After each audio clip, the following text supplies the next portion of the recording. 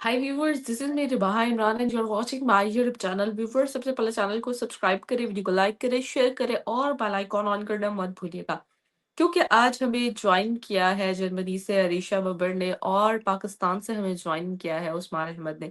दोनों ही किसी तारुफ के मोहताज नहीं है। एक लंबे अरसे के बाद अरीशा हमारे चैनल पर आई हैं, तो उनको हम बहुत बहुत ज़्यादा शुक्रिया अदा करते हैं। उसके बाद उस्मान का शुक्रिया अदा करेंगे। Thank you. थैंक यू जी, बाद वाले शुक्रिया का।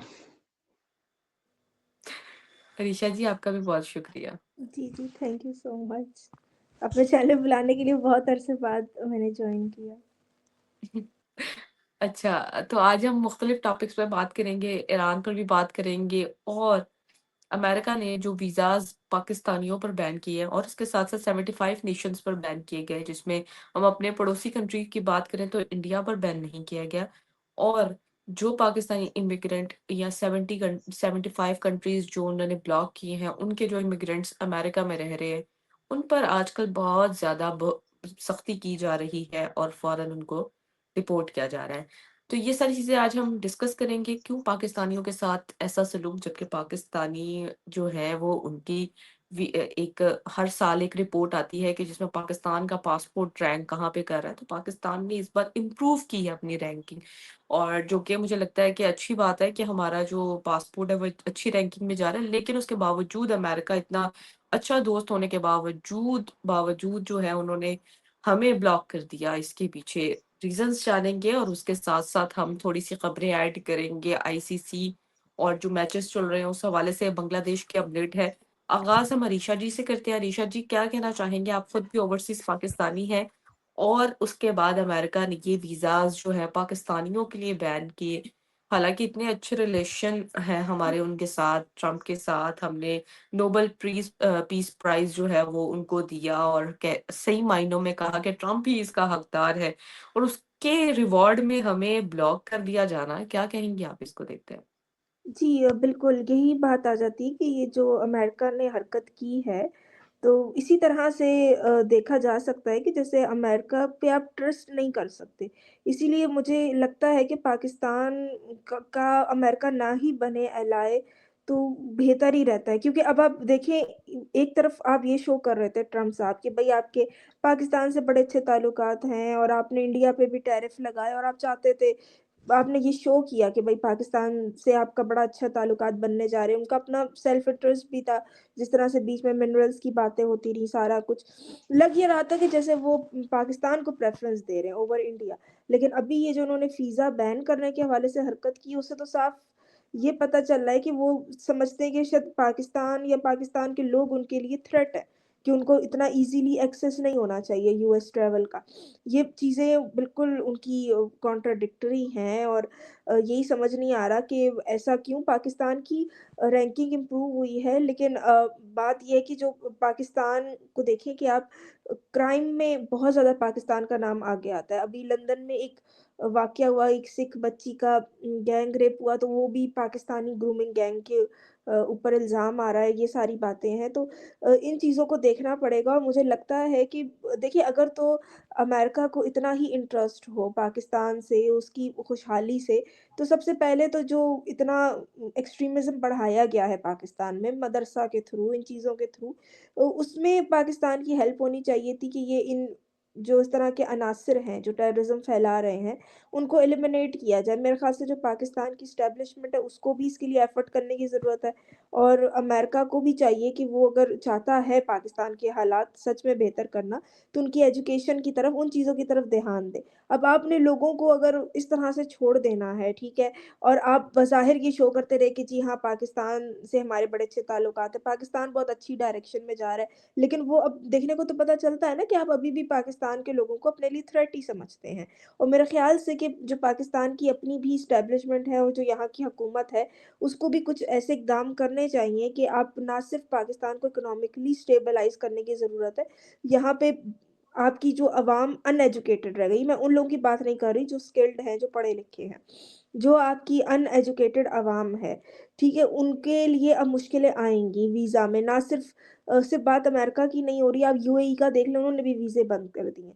क्योंकि आपकी जो आधे से ज़्यादा अवाम है, वो अनएजुकेटेड है, वो उनको समझ नहीं आ रही। सिर्फ़ मैं ये नहीं बात कहूँगी कि वो सिविलाइज़्ड नहीं है, वो तो आपने देखा होगा कि इंडिया के लोगों का भी ऐसा इश्यू होता है हाइजीन से रिलेटेड, इन सारी चीज़ों से रिलेटेड जिसको लोग लेके इश्यू बनाते हैं। लेकिन बात ये है कि एक्सट्रीमिस्ट है हमारी अवाम, जो नॉर्मल जो एक अवाम है जो ज़्यादा एजुकेटेड नहीं है, उनके एक्सट्रीमिस्ट थॉट हैं, जिनकी वजह से वो प्रॉब्लम कर रहे हैं। और अभी सिर्फ़ यही बात नहीं अमेरिका की, यूएई ने भी यहाँ तक कहा है कि भई हम अपने जो स्टूडेंट्स हैं उनको नहीं भेजेंगे यूके में, क्योंकि वहाँ पे मुस्लिम ब्रदरहुड का बहुत ज़्यादा जो है उनका होल्ड बन चुका है और वो नहीं फ़ील करते कि अब वहाँ पे सेफ़ है। तो मेरे ख़्याल से जो स्पेशली पाकिस्तान जैसा कंट्री है, बहुत ज़रूरत है। आप देखिए, आप यूएई की चलो एग्ज़ाम्पल ले लो, वहाँ भी मुस्लिम्स हैं, लेकिन उनकी इस तरह की थॉट नहीं है। वहाँ वो जिहाद को इस तरह प्रमोट नहीं किया जाता। मुस्लिम ब्रदरहुड जैसी जो है वहाँ पे लोग नहीं आपस में एक क्या कहते हैं उसको, ऑर्गनाइज़ेशन या आपस में एक नहीं बना लेते एक। लेकिन ये मसला हमारे यहाँ बहुत है पाकिस्तान और बांग्लादेश में, तो मेरे ख़्याल से इनको बड़ी ज़रूरत है कि इनको अगर आप रखना भी चाहते हो मुसलमान, तो आप इनको थोड़ा-सा मतलब यहाँ पे एक्सट्रीमिज़्म ख़त्म करो। इनको थोड़ा आप सही राइट ट्रैक पे लेकर आओ। और मेरे ख़्याल से सिर्फ़ पाकिस्तान की एस्टेब्लिशमेंट को ही नहीं रोल प्ले करने की ज़रूरत है, जो बाहर की जो कुव्वतें हैं, जो कहती हैं कि भई बहुत टेररिज़्म है पाकिस्तान में, तो उनको भी इसको लेके भी एफ़र्ट करना होगा। ना सिर्फ़ ये कि आप ठीक है, एक टेररिज़्म का वो आपने ढूँढा हुआ है कि भई आप मिसाइल से लोगों को मारोगे या जो ऐसे ऑर्गनाइज़ेशन है, मिलिटेंट ग्रुप, उनको आप एलिमिनेट करोगे। लेकिन आप ये भी देखो ना कि जो बच्चों को स्कूलिंग दी जा रही है, जैसे मदरसे में जो बच्चे पढ़ रहे हैं, बहुत से तो आम मेजॉरिटी तो आम घरों के बच्चे हैं जिनको यूज़ किया जा रहा है। तो उस लेवल पे भी चीज़ों को चेंज करना पड़ेगा, फिर जाके कुछ चेंज नज़र आएगा, जो मेरा ख़्याल है। जी, जी। उस्मान की जानिब बढ़ेंगे। उस्मान, आप क्या कहना चाहेंगे कि जो अमेरिका ने स्टेप लिया, उस पर आपकी क्या ओपिनियन है इमिग्रेंट्स के साथ जो सलूक किया जा रहा है, पाकिस्तानियों के साथ स्पेशली? अरे भाई जी, बहुत सारे एंगल हैं, बहुत सारी बातें हैं, बट इसका जो मैं मेन एंगल लूँगा ना, वो हमेशा कोई भी सिचुएशन हो बंदा अपने हवाले से देखे कि हम में क्या कमियाँ हैं। तो पहले तो ये जो वीज़ा और इमिग्रेशन वाला मसला होता है ना, इस हवाले से हमारी पब्लिक को सीरियल मॉरल पुलिसिंग की ज़रूरत है, काउंसलिंग की ज़रूरत है। आप देखें जिस तरह से हमारे लोग जाते हैं, खाना काबा, मक्का मुकरमा को भी नहीं बख्शते, वहाँ पर भी जाके भीख माँग रहे होते हैं। मतलब आप देखें, यही मैं पाकिस्तानियों की बात करूँगा, उसमें कुछ रेशो इंडियंस की भी है, बांग्लादेशियों की भी है, बाकी कंट्रीज़ की भी है, बट मेजॉरिटी पाकिस्तानियों की है। आप देखें मतलब कौन ऐसे करता है कि हम खाना काबा, मक्का मुकरमा वहाँ जाके भीख माँग रहे हैं। मेजॉरिटी हमारी भीख माँग रही है, गैंग पूरा बना हुआ है। दुबई में हम इस तरह से करते हैं। अब मेरा भाई दुबई में होता है, वो मुझे बता रहा था कि वो एक लड़का भीख माँग रहा था, इतनी ज़बरदस्त गाड़ी में बैठ के गया है दुबई में, वो पाकिस्तानी लग रहा था। अब ये चीज़ें कम हो गई हैं थोड़ा-सा, बट रिवायत जी ये हमें अपना ज़रूरी है। फिर इसके अलावा भी बाकी सारी जगह हैं जो हमें देखनी है, मतलब कि जैसे यूके में कोई इश्यू होता है, यूरोप में कोई इश्यू होता है, ज़ाहिर-सी बात है कल्चरल चीज़ें चेंज होती हैं तो फिर वो मसला बनता है। ये तो बात होगी कि जो हमें अपने अंदर इम्प्रूव करना है, कि भई हमें अपने अंदर क्वालिटीज़ लानी है। ये जो भीख माँगना और ये जो बाहर जाके हम जिस तरह की हरकतें करते हैं, वो हमें नहीं करनी चाहिए। इस हवाले से तो रिवायत जी ये हमारा बिल्कुल कसूर है और इसमें मेजॉरिटी जो फ़ॉल्ट है ना, वो ये वाली चीज़ है। अब आ जाते हैं इसके बाकी सारे और गैंग भी, जैसे अरीशा जी ने कहा ना हमारे मदरसों में की वजह से ये वो, इंडिया में तो आप देखिए मदरसे नहीं है ना रिवायत जी। मैं मिसाल एक देता हूँ, जैसे मैं इंडिया के वो आरएसएस और उन उसकी बात करता हूँ। क्या इंडिया में कट्टरपंथी नहीं है? वहाँ पर तो मदरसे नहीं है। तो फिर जो हिंदुओं में भी कट्टर लोग हैं ना या नहीं है? हिंदुओं में जो कट्टर लोग हैं वो कहाँ से आ गए? इसराइल में जो बैठे हुए हैं कट्टर नेतन्याहू, वहाँ तो मदरसे नहीं है, वो कहाँ से आ गए? अमेरिका में, यूके में, दुनिया में हर जगह आप देखें कट्टर लोग भी होते हैं, एक्सट्रीमिस्ट भी होते हैं और फिर जो दूसरे सेकुलर टाइप लोग भी होते हैं जिन्हों को दूसरे से मज़हब से कुछ मसला नहीं होता। तो जब मैं समझता हूँ ये चीज़ें देखें, तो हम इसको जो है ना इंटेलेक्चुअल हॉनेस्टी के साथ देखें, थोड़ी ब्रॉडर पिक्चर के साथ देखें। ये बात दुरुस्त है कि पाकिस्तान के मदरसों ने पाकिस्तान को बहुत डैमेज पहुँचाया है, इसमें कोई शक नहीं है और अब पाकिस्तान वो सारी चीज़ों को रिस्टोर कर रहा है। आपने देखा आर्मी चीफ ने मौलवियों को बिठा के सामने बोला है कि भई पाकिस्तान को मदारिस्तान नहीं बनाना, हम तो रिवाज जी बेहतरी की तरफ जा रहे हैं। मेरी गुज़ारिश यही है कि इसको ब्रॉडर पिक्चर में हम देखें। हम सारी गलतियाँ अपने अंदर भी ना तलाश करें, हम बाकियों को भी देखें कि भई बाकियों के अंदर भी तो ऐसा तो नहीं है बाकी दुनिया में फरिश्ते हैं या बाकी दुनिया में जो चीज़ें हो रही हैं वो क्यों हो रही हैं। आज आप एक मदरसा खोलें पाकिस्तान में आपका बैंक अकाउंट नहीं बनेगा। वो क ये आज भी नहीं काफ़ी टाइम से नहीं बन रहा। हमारे यहाँ मौलवियों को गिला है कि भई हमारे मदरसों के बैंक अकाउंट नहीं बन रहे। वो वहाँ सिलेबस पे कड़ी चेक रखा जा रहा है। तो पाकिस्तान तो अपने आप को रिस्टोर कर रहा है। आप देखें हमने क्रिसमस के मौके पे जो किया और जो आपने इंडिया में देखा, न्यूयॉर्क टाइम में भी आर्टिकल छपा और पूरी दुनिया ने देखा। मैं सिर्फ ये चाहता हूँ एक तो ये बात आ गई ना एक्सट्रीमिज़्म वाली, फिर आप रेप वाली भी देख रहे हैं। ऋषि जी ने बात की ना यूके में ग्रूमिंग गैंग्स और ये वो मैं बोलूँगा ऋषि जी आप देखें यूके में, लंदन में लास्ट 100 जो रेप्स हुए, उसमें कितने पाकिस्तानियों ने किए हैं? उसमें कितने इंडियंस ने किए हैं? अगर लास्ट 100 रेप्स होते हैं जिसमें से 3 पाकिस्तानियों ने किए हैं, 97 किसी और ने किए हैं, 20 इंडियंस ने किए हैं, अगर हम उनका तज़किरा नहीं करते, हम ये बोलते हैं यूके में जो रेप्स हो रहे हैं वो पाकिस्तानियों ने किए हैं, ग्रूमिंग गैंग नहीं, ये भी ज़्यादती है रवा जी। मैं मानता हूँ, हमारे लोग जहाँ का जिस तरह का कंजेस्टेड एनवायरनमेंट सा होता है, वो बाहर जब जाते हैं, खुलते हैं तो वो बाहर का तो और इमेज बनी हुई होती है। उनको लगता है बाहर तो सब खुला माहौल है और सारा वो एक उस हिसाब से चले जाते हैं। बट हमें ये देखना है कि ये जितना कसूर पाकिस्तानियों का है, आप उतना कसूर पाकिस्तानियों को दें। अब दुनिया की, यूके की, सारे ग्रूमिंग गैंग की सारी बुराइयाँ ला के आप पाकिस्तानियों के मत्थे मार दें, ये भी बहुत ज़्यादती वाली चीज़ है। आप मुझे बताएँ इंडिया में क्यों रैप हो रहे हैं? पाकिस्तानी चाह रहे हैं वहाँ पे। इंडिया और पाकिस्तान की रैप्स की रेशो देखें, क्यों हो रहे हैं मुझे बरवाह जी? कौन कर रहा है? अच्छा कुछ लोग बोलते हैं इंडिया में जो रैप्स हो रहे हैं, पीछे मैं आपकी एक वीडियो पे कमेंट देख रही थी जी वो इंडिया में रैप्स जो हो रहे हैं पाकिस्तानी मुसलमान कर रहे हैं। कम ऑन यार सारे बीजेपी, आरएसएस के लोग, वो सारे जो देवता बाबा वो हुए हैं। मैं उस चीज़ों में नहीं पढ़ना चाहता। इट्स नॉट माय कंसर्न कि वो काफ़ी सारे लोग बोलते हैं, भई तुम्हें इंडिया के रैप्स बड़े याद आते हैं। भई होते हैं तो याद आते हैं ना। दुनिया में नंबर 1 हैं तो तब याद आते हैं। बट मैं ये कहना चाहता हूँ वहाँ रैप्स होते हैं, वहाँ तो मुसलमान नहीं है। उस तरह से मतलब जो पाकिस्तानियों की बात की जाती है, पाकिस्तानियों की वजह से मसला होता है, वहाँ पर तो उस तरह से मदरसे नहीं है अगर जैसे पाकिस्तान में थे, वहाँ पर तो शुरू से ही बड़ा चेक रखा जाता है। तो अरे बाजी ये सारी जो बातें हैं मैं कहूँगा इनको हम जो मॉरल बातें हैं उनको हम कलेक्टिव पर्सपेक्टिव में देखें। क्या जब से पाकिस्तानी इमिग्रेशन नहीं जा रहे थे यूके में, यूएसए में, अमेरिका में, क्या वहाँ पर रैप्स नहीं हो रहे थे? तो ये रिवाजी जो एक क्राइम है, उसको एक क्राइम की निगाह से देखें, फिर वही बोलता हूँ जिसका जितना कसूर है उसको उतना कसूर दें। बाकी जो बात है कि जो इस तरह की कंट्री की इस्लामाइज़ेशन की बिल्कुल मैं भी हैरान होता हूँ। मुझे लगता है अब आप इस वक़्त बाहर जाएँ ना हमारे सिटी में, तो उससे ज़्यादा बुर्के वाली लड़कियाँ आपको लंदन में मिल जाएँगी। कि मतलब कि लंदन के रोडों पे जिस तरह से मैं देखता हूँ बुर्के वाली लड़कियाँ और ये सारी फैमिलीज़ आ जा रही होती हैं। इस हवाले से बिल्कुल रवायती ये उन लोगों का कंसर्न है। इस पे ये बात भी आ जाती है ना कि जो एक यूरोप का पर्सपेक्टिव है कि फ्री माशरा, फ्री सोसाइटी।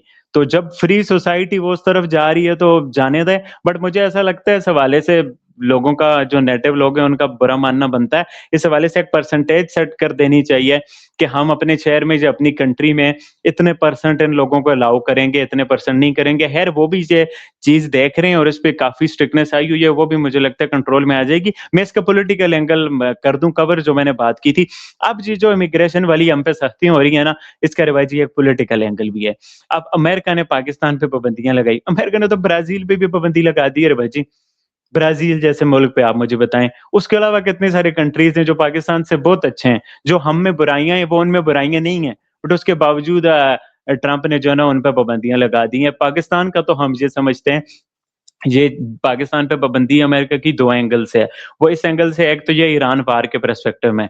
आपको पता है जब ईरान में अब जंग छिड़ेगी और ये जंग छेड़ेंगे, ये नहीं है कि इन्होंने बाज़ आ गए, इनका जो ग्राउंड का सेटअप है ना, वो पूरा नहीं हुआ हुआ था। इस वजह से नहीं तो ये कर देते और फिर जिस तरह से उन्होंने रैली भी निकाली गवर्नमेंट के हक में, वो भी काफ़ी बड़ी थी तो उनके लिए मुश्किल ना होता। तो जब वहाँ जंग छिड़ेगी वो लोग जहाँ आएँगे, जहाँ से पाकिस्तानी पासपोर्ट और ये चीज़ें करके वो बाहर इधर-उधर जा सकते हैं। एक एंगल अमेरिका का ये वाला है। दूसरा आप देखें इंडिया ने चाबार में अपने ऑपरेशंस क्लोज़ किए हैं।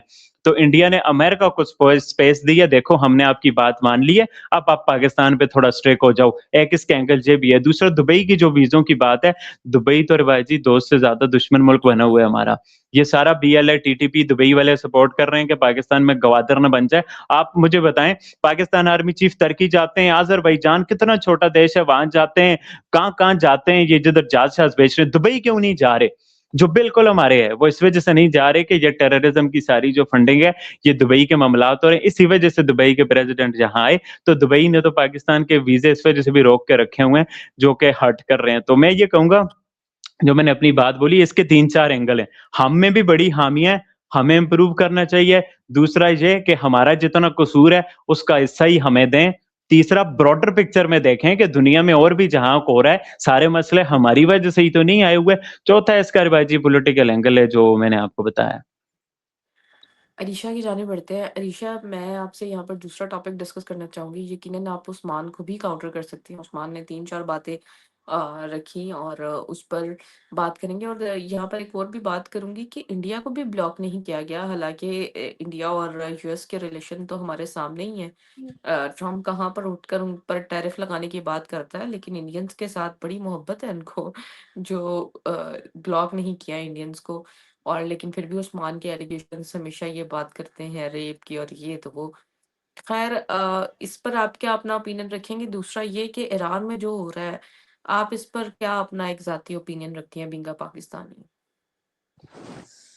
जी, जी। अच्छा, जहाँ तक उसकी डोनाल्ड ट्रम्प उनकी बात है, तो ये मुझे समझ नहीं आता कि या तो एक एक बात है कि पाकिस्तान को जो है ना हमेशा से यूज़ किया गया है। एक तरह से इंडिया से कोई बात मनवानी हो, वहाँ पे भी थोड़ी डिस्टेबलाइज़ेशन लानी हो या कुछ भी ऐसा करना हो। और मुझे लगता है कि ये जब हमारा ये सिचुएशन बन गई थी, जो ऑपरेशन सिंदूर और ये सारा कुछ होता रहा है, तो उसपे अगर हम देखें तो ये भी खबरें आती हैं कि जी जो अमेरिकन बेस थी या जो उनको भी नुकसान पहुँचा है पाकिस्तान में या कुछ इस तरह का हुआ, जिसकी वजह से अमेरिका को गुस्सा था भारत पे।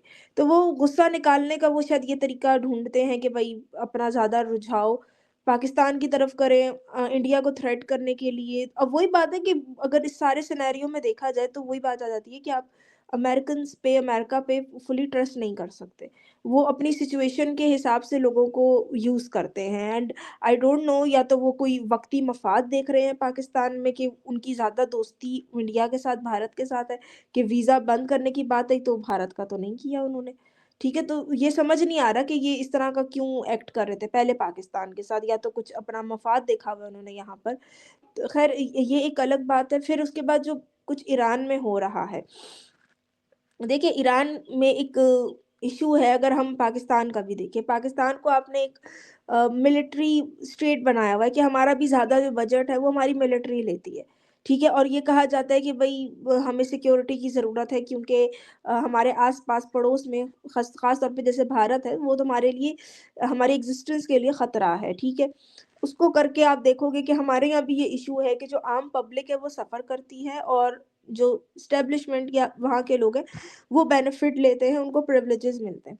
अब आप अगर ईरान की सूरत-ए-हाल देखो, तो ये लोग भी लगे हुए थे कि हम न्यूक्लियर वेपन बना लें, ठीक है?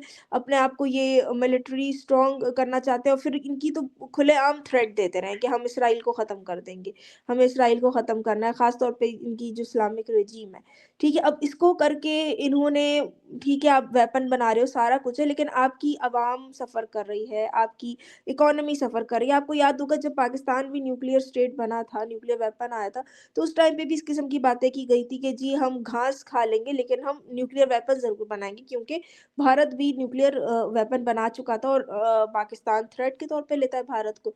तो अब ईरान में ऐसी सूरत-ए-हाल हुई हुई है कि जो वहाँ की इस्लामिक रेजिम है, वो अपने ही उस पे एम्स पे लगी हुई है, ठीक है? उनका इसराइल के साथ उनको मसला है, टेररिज़्म को वो कर रहे होते हैं, बढ़ा रहे होते हैं, ठीक है?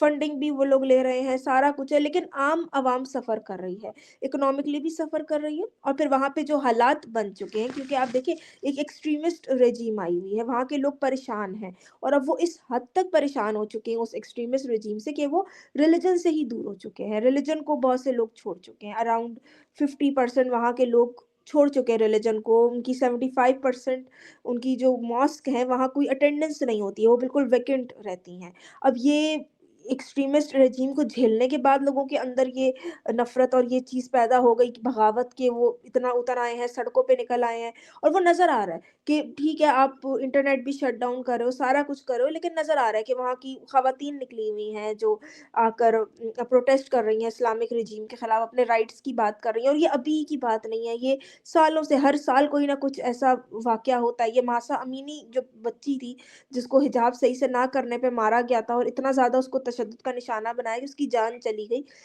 उस टाइम से ये प्रोटेस्ट शुरू हुए, उस टाइम से लोगों ने रिवॉल्ट करना शुरू किया है, स्पेशली वहाँ की ख़वातीन ने और हर साल ऐसे वाक़यात पिछले साल एक और लड़की थी आहू दराई, उसने भी प्रोटेस्ट किया अपनी यूनिवर्सिटी के कैंपस में यही कि सख्ती क्यों की जा रही है क्योंकि देखिए कुछ चीज़ें हैं आपका पर्सनल मैटर है, आप हिजाब पहनना चाह रहे हो, आप कैसे कपड़े पहनना चाह रहे हो, ठीक है?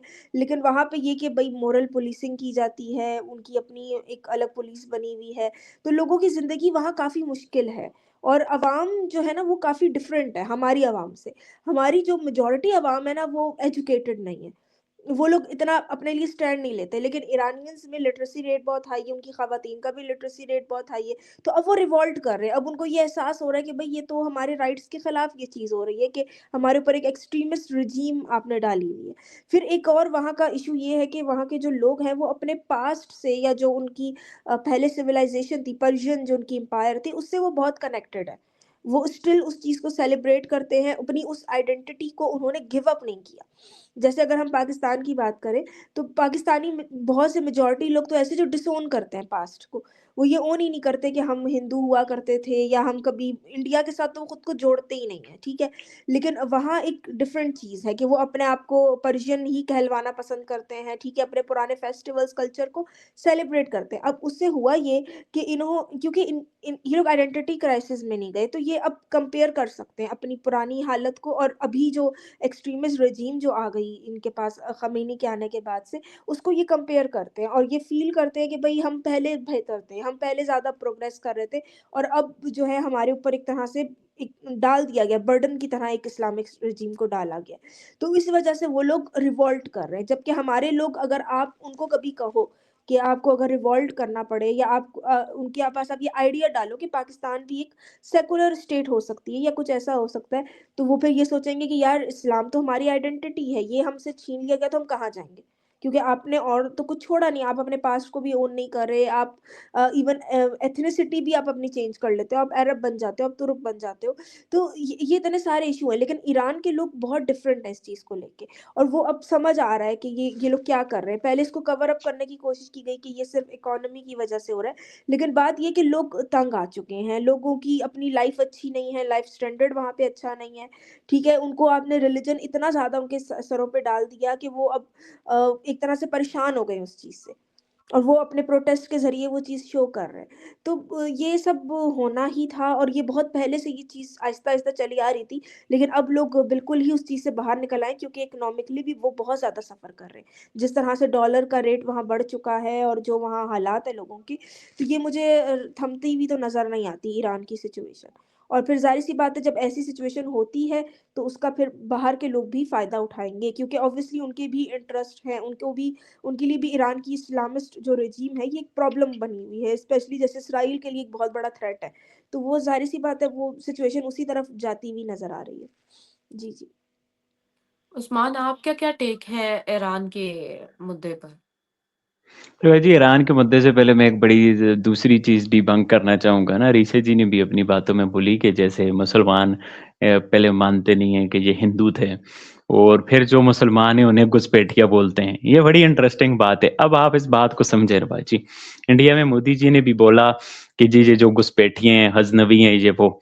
अच्छा आप मुझे बताएँ क्या कभी ईरान में हिंदू थे? पूरे ईरान में 1-2% 5% 10% नहीं थे।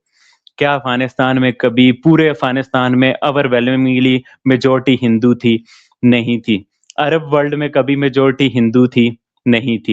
ये जो हिंदू रिलिजन है, ये पंजाब से पार बस वो 5-10% ही गया है। पंजाब में सिखों का हलबा था, उससे आगे पठानों को और ये एक तरह से यहाँ एक मिक्स लोग रहते थे। फिर अफ़गानिस्तान में भी इसी तरह था। अब इसका क्या मतलब है कि जो इंडिया से बाहर लोग थे मतलब लाहौर से आगे इधर, वो क्या थे? वो मुसलमान थे। और वो कभी हिंदू नहीं थे। अब वो लोग जहाँ पर आ गए आज से 100 साल पहले, 150 साल पहले, क्या पता मतलब ये जो हमें बोला जाता है ना कि आप तो अपने आप को अरब समझते हो। अरे भई यही तो हमारा सारा मुद्दा है, ये जो सारा होती हैं बातें, हम यही तो कह रहे हैं कि यहाँ 2 आइडेंटिटी हो सकती हैं, या तो यहाँ के लोगों ने कन्वर्ट किया होगा या बाहर से लोग आए होंगे अरब। अब आप हमें कह रहे हो कि भई आप अपने आप को नहीं मानते हो, आपके पुरख तो हिंदू होंगे।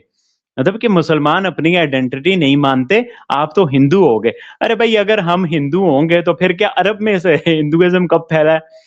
मतलब क्या ईरान में कब फैला है, अफ़गानिस्तान में कब फैला है? तो भई ये 2 ही बातें हो सकती हैं। या तो आप हिंदुइज़्म को वो अरब तक फैला दो, ताकि वो जो अरब से आए हैं वो भी हिंदू हैं, या तो फिर जहाँ रह के जो बातें होंगी, वो इसी तरह से बातें होंगी। अब जो हुआ दुनिया में हर जगह लोग ट्रैवल करके आए हुए होते हैं, तो ये बड़ी मुझे एक अजीब बात लगती है ना कि जी तुम्हारे ये थे, वो थे। ये कुछ ऐसी बेसलेस सी बात है, ये बिल्कुल एक लोगों के ज़हनों में रटी हुई है, ये प्रोपेगेंडा से ज़्यादा कुछ भी नहीं है। बाकी मैं दूसरी बात पे आऊँगा, ईरान वाली बात पे बिल्कुल भाई जी गलत इस्लाम को बताया जा रहा है। हम इसके हक में नहीं हैं, हमारा तो ईरान से भी गिला है, हमारे तो ईरान ने भी हम पे अटैक कर दिया था, फिर हमने अटैक किया है। हम तो जो हार्ड फॉर्म ऑफ इस्लाम, हालाँकि हमें कहा जाता है कि जी आप लोग कट्टर हो, ये वो इस तरह से करते हो। अगर हम कट्टर हैं तो फिर अफ़गानिस्तान और ईरान वाले क्या हैं? तो भाई हम तो डिसऑन करते हैं, मतलब कि ये जो ईरान में होता है, अफ़गानिस्तान में होता है और जो ईरान में है आजकल चल रहा है, हम तो हमेशा से डिसऑन करते हैं कि भाई ये इस्लाम में ज़बरदस्ती है ही नहीं। तो हम तो इस चीज़ के अगेंस्ट हैं, जिस तरह से वो हुकूमत भी चलाते हैं अफ़गानिस्तान वाले, अब ईरान वाले, हम तो उसके अगेंस्ट हैं। काश जिन लोगों के साथ उनकी दोस्तियाँ ज़्यादा हैं हमसे, इंडिया वाले, वो भी कुछ आवाज़ उठाएँ अफ़गानिस्तान वालों के साथ कि जी कोई वुमेन राइट्स, कुछ ऐसे राइट्स आप क्यों नहीं दे रहे हो? ईरान से भी वो यही बात करें कि भई आपने क्या इतनी स्ट्रिक्टनेस बनाई हुई है? तो ख़ैर वो करेंगे तो नहीं। अच्छा दूसरी एक और बात ना रे भाई जी, हर ये तो जो हमें कहा जाता है ना कि भई कोई हमारा यूज़ कर रहा है, हम कोई, ये तो दुनिया है रे भाई जी। घर वाले अपने आप नहीं होते बंदे के कभी-कभी तो अमेरिका क्या हमारा होना है? भई ये तो कॉमन सेंस की बात है। अमेरिका क्या घर वाले किसी के नहीं होते। इवन मैं कहता हूँ हस्बैंड बीवी को खर्चा ना दे, बीवी उसकी नहीं होती। वो कहती है मुझे कुछ दोगे तो मैं तुम्हारी बीवी बनूँगी। होता है ऐसे एक रिस्पॉन्सिबिलिटी, तो वो तो कॉमन सेंस की बात है कि अमेरिका ने हमारा कौन-सा होना है या हमने कौन-सा अमेरिका का होना है या चाइना ने हमारा होना है या हमने इंडिया का होना है। ये तो ऐसी ही बातें हैं भाई जी, ये तो इसी तरह से एक-दूसरे का इस्तेमाल होता है, यूज़ होता है, तो ये ऐसा ही है। और जो दूसरी बात भी आपको मैंने की ना, रिसर्च ही मिस हो गई थी कि जो 2 ही बातें हो सकती हैं कि आप मुसलमानों को घुसपैठिया कहते हो, तो फिर वो पीछे से हिंदू नहीं हो सकते। क्योंकि हिंदुइज़्म कभी भी काबुल में हिंदुओं ने हुकूमत नहीं की, या ईरान में पर्शियन एम्पायर ने नहीं की, या अरब में नहीं की। तो या मुसलमान घुसपैठिए हैं, जो अरब से आए हैं, बट वो हिंदू नहीं है फिर पीछे पुरखों से। तो अगर वो हिंदू हैं, तो फिर वो अगर वो पीछे से हिंदू हैं मुसलमान, हम अपना पास मान लें जी मेरे पीछे परदादा-दादा हिंदू थे, तो फिर मैं घुसपैठिया नहीं हूँ। फिर मैं इसी ज़मीन का रहने वाला हूँ और मैंने अपना रिलिजन कन्वर्ट कर दिया है। तो ये दोनों में से एक बात ही होगी रिवा जी। अरीशा, मैं अगर अमेरिका ईरान पर हमला कर देता है, तो इस पर आप अपना क्या ओपिनियन रखती हैं? तो क्या फ्यूचर देख रही हैं ईरान का? देखिए, अगर ईरान के लोगों के हवाले से बात की जाए, तो उनके हवाले से मुझे लगता है एक तरह से बेहतर ही होगा कि अगर ये इस्लामिस्ट रेज़ीम जाती है, उसकी जगह कोई रज़ा पहलवी या कोई और इस तरह का आता है बंदा जो थोड़ा सेकुलर हो, ठीक है, थोड़ा मॉडरेट हो, तो उनके लिहाज़ से तो बहुत बेहतर होगा और एक अगर डेमोक्रेटिक सी स्टेट बनती है, तो ये अच्छी बात है। और मुझे लगता है कि शायद उस खित्ते के लिए भी ये चीज़ अच्छी हो जाए, जो इसराइल-पैलेस्टीन की सिचुएशन है, उसका भी मुझे लगता है कि शायद उसपे भी पॉज़िटिव ही उसका आएगा। और मुझे लगता है कि ये अब एक तरह से होना चाहिए। उसकी वजह ये कि ख़ामेनी से सिर्फ़ बाहर के लोग ही नहीं, मतलब उनके अपने लोग बहुत तंग आ गए हैं, ख़वातीन बहुत तंग आ गई हैं उनसे। तो मेरे ख़्याल से अगर ये इस्लामिस्ट रेज़ीम चेंज हो जाती है, तो ये मेरे ख़्याल से तो अच्छा ही होगा। जो जो मैं अभी समझ पा रही हूँ, मुझे नहीं पता आगे आने वाला कोई शख़्स कैसा होता है। लेकिन मैं इसको इस तरह से देखती हूँ, अब मुझे नहीं पता कि अमेरिका करता भी है, क्योंकि फ़िलहाल तो उन्होंने शायद कहा हुआ है कि वो नहीं करेंगे कुछ इंटरवीन। फिर आपको पता है रशिया की भी जो सिचुएशन है, तो रशिया ने भी एक तरह से वार्निंग दी हुई है कि ऐसा कुछ हुआ तो वो भी आएँगे। तो ये अब समझ नहीं आ रहा, कुछ कह नहीं सकते इसका क्या होगा। कुछ बहुत अजीब-सी सिचुएशन भी हो सकती है, वर्ल्ड वॉर की तरफ भी जा सकते हैं हालात, अगर इतने बड़ी-बड़ी स्टेट्स अभी उस पे लग जाएँगी, तो ज़ाहिर-सी बात है, फिर हम क्या कह सकते हैं। और जो ख़मीनी है, जो इस्लामिस्ट रेजिम है, वो भी आराम से तो नहीं बैठेगी, वो भी आगे से कोई ना कुछ रिटेलिएट करेगी, और उनका भी इस तरह का कहना है कि भई जो उनके नेबरिंग कंट्रीज़ है, जहाँ अमेरिकन बेसेज़ है, वहाँ हमले करेंगे। तो अब कुछ कह नहीं सकते कि भई क्या है, कि क्या होगा। लेकिन मुझे लगता है फ़िलहाल शायद ये लोग इसको मामले को इसी तरह से छोड़ेंगे और देखेंगे कि लोग ज़्यादा रिवॉल्ट करें, लेकिन सिचुएशन बहुत ख़राब हो रही है, क्योंकि वहाँ के अपने लोगों को बहुत मारा जा रहा है। वहाँ पे जो है 12,000 से ज़्यादा ईरानियों को कत्ल कर दिया गया है, उनकी यूथ को मार दिया गया है, बिल्कुल जवान बच्चे जो क्या मतलब उनका सिर्फ़ यही था कि प्रोटेस्ट कर रहे थे, तो ये बड़ा अजीब सिचुएशन बनी हुई है। अब मुझे तो यही लगता है जिस किस्म की सिचुएशन है, जिस तरह से ईरान के लोगों को मारा जा रहा है, तो अगर अमेरिका करता भी है बीच में आके इंटरवीन, तो मेरे ख़्याल से सही होगा। जी, जी। अम, उस्मान, लास्ट सवाल आपसे। अमेरिका अगर ईरान पे हमला करता है, तो क्या लगता है कि क्या आप उसका ईरान का फ्यूचर देखते हैं? अरे भाई जी, अमेरिका क्यों पुलिसमैन बना हुआ है हित्ते में? मतलब कि क्यों? वो ऋषि जी ने बोले नहीं कि वो रज़ा पहलवी और ये लोग आ जाएँ, उन्हीं की तो हुकूमत गिराई थी ईरानी अवाम ने, जो पिछले हुँ। सुप्रीम लीडर थे। तो एक चीज़ जिसका तख्ता उल्टा गया है, उस औरत से पीछे भी देखें कि ईरान में अच्छी हुकूमत चल रही थी, बट अमेरिका ने इंसाफ को इंस्टॉल किया। और ये जो आज इस ईरानियन रेजिम पे एटॉमिक बम का लगता है, वो अमेरिका के लाए हुए पपेट्स थे ना, ये उनका प्रोजेक्ट था। ये जिनको लाने की बात कर रहे हैं, ये एटॉमिक ताकत तो ईरान को उन्होंने इनका सफ़र शुरू किया था। और उस वक़्त एटॉमिक बम को ना बॉम्ब ऑफ पीस बोला जाता था कि भई ये होता होगा जिसके पास, तो वो पीस बरकरार रख पाएगा, जैसे पाकिस्तान के पास भी है, इंडिया के पास भी पीस। तो और भाई जी, ये दुनिया की हकीकतें हैं। ट्रम्प ट्रम्प को एक चस्का सा चढ़ा हुआ है, पता नहीं क्या करना चाहते हैं वो इस टाइम पे। और वो एक अजीब ही तरह का उनका माइंडसेट है। और वो अमेरिका के अंदर भी जो है ना, एक तरह से जो एक्सट्रीमिस्ट लोग हैं, उनके एक तरह से वो लीडर बने हुए हैं। तो भाई जी, अटैक करना आसान है। अगर उन्होंने कुछ सीखा है ना, तो फिर वो मुझे लगता नहीं है अटैक करेंगे। तो ये बहुत ही ज़्यादा एक कॉम्प्लेक्स चीज़ है, और स्टिल ऐसा लग रहा था प्रोटेस्ट में वो काफ़ी वीक लग रहे हैं, बट उसके बाद जो उन्होंने अपना पावर शो का मुज़ाहिरा किया, जो ईरान के एक्सट्रीमिस्ट लोग हैं, उनके जिस तरह से आपने देखा होगा, वो आज़ादी स्क्वायर है तेहरान के, if I am not wrong, वहाँ पर जिस तरह से पब्लिक इकट्ठी हुई है, तो मुझे लगता है ये थोड़ा रुकें कि भई थोड़ा-सा और अनपॉपुलर हों, तो फिर उसके बाद जो है ना अटैक करें। तो अटैक तो वो दुनिया के बड़े हैं, कर लेंगे, बट ईरान भी तो कुछ न कुछ करेगा ना रे भाई जी। आप देखें, ट्रम्प ने तो अटैक करना ही है ना। आप इस सवाल पे गौर करें, ईरान क्या करेगा? जब इसराइल ने अटैक किया था, तो उन्होंने जो है ना उनके कैपिटल तक, तल अवीव तक मिसाइल पहुँचाए थे ना। तो ये ईरान के लिए मैं समझता हूँ, अगर अमेरिका अटैक करेगा ना, ईरान के लिए बड़ा आसान हो जाएगा। तो ये गोरिल्ला जंगें लड़ना, ये सारी चीज़ें करना, तो फिर ईरान जिसके पास रिवायती ज़्यादा होता है, वही ज़्यादा खोता है ना। ईरान के पास खोने को क्या है? ये लोग khomeini को मार देंगे, ये जो बाकी लीडरशिप है मार देंगे, बट खोने को ज़्यादा अमेरिका के पास ही है। हित्ते में इतनी ज़्यादा बेसेस हैं, हर एक अरब कंट्री में, फिर इसराइल में, हर एक जगह पे, तो खोने को तो उनके पास ज़्यादा है। तो मुझे लगता है इसी वजह से सोच रहे हैं।